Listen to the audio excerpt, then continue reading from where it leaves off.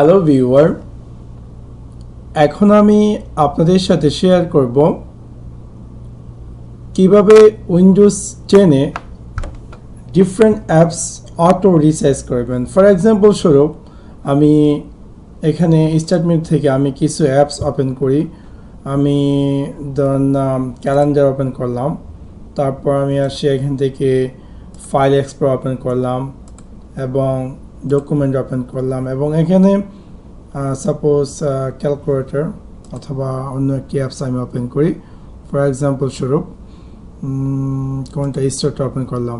So এখন আমি দেখতে পাচ্ছি যে এই ডিফারেন্ট অ্যাপসগুলো আমার উইন্ডোজটিতে ডিফারেন্স আকারে অ্যাপিয়ার করছে in different size.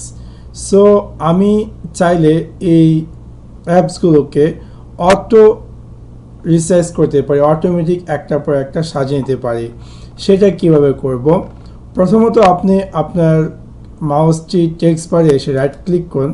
Right click করার পর ক্যাসকেড উইন্ডোজ এটাতে ক্লিক করলে দেখবেন অটোমেটিক আপনার যে অ্যাপস যে প্রোগ্রামগুলো ম্যাক্সিমাইজ করেছে সেগুলো অটোমেটিক একটা রিসাইজ আকারে চলে আসছে এবং যেটাকে বলা হয় ক্যাসকেড উইন্ডোজ।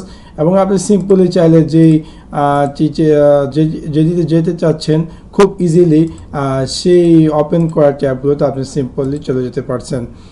তাছাড়া এটা গেল একটি ওয়ে। তাছাড়া আরেকটি ওয়ে আছে যে এটা হচ্ছে অটোমেটিক রিসাইজ। আরেকটা ওয়ে হচ্ছে আপনি চাইলে যেমন এক্সাম্পল শুধু আমাকে বারবার রিসাইজ করে আমি নিতে পারি রাখি, বাট একটা অ্যাপস আছে যেটা কিনা আপনি চাইলে খুব সিম্পলি অটোমেটিক এখানে রাইট ক্লিক করলে অটোমেটিক সেটা রিসাইজ হয়ে যাবে ইন ডিফারেন্ট সাইজে।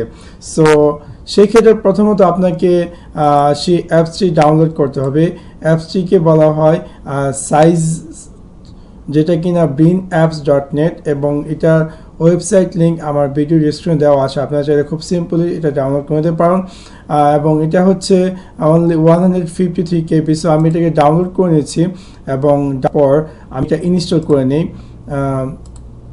রানে দিই, নেক্সট ইনস্টল, এবং এটা খুব সিম্পলি ইনস্টল হয়ে যাবে এবং আমি ফিনিশ দিয়ে দিই এবং আমি দেখতে পারবো যে আমার যে সিস্টেম ট্রেতে এটার একটি আইকন তৈরি হয়ে যাবে।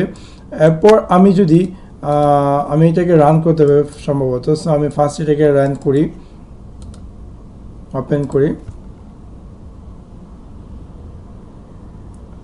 সো ওপেন করার পর আমি দেখতে পাচ্ছি যে আমার এখানে একটি আইকন চলে আসছে সিস্টেম যেটা কিনা সাইজার।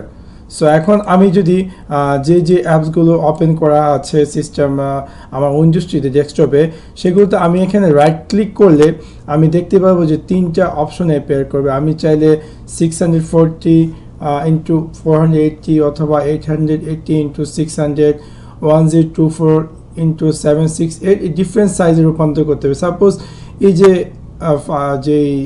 খোলা আছে ফাইল এক্সপোর্ট, সো আমি যদি এখানে ক্লিক করি অটোমেটিক এটা 640 ইন্টু 480 রিসাইজ হয়ে যাবে। এবং আমি যদি চাই এটাকে আবার আরেকটু বাড়াতে, তাহলে আমি সিম্পল রাইট ক্লিক করার পর 1024 ইন্টু 768 করতে চাই, ক্লিক করলে অটোমেটিক সেটা সেই সাইজে রূপান্তর হয়ে যাবে।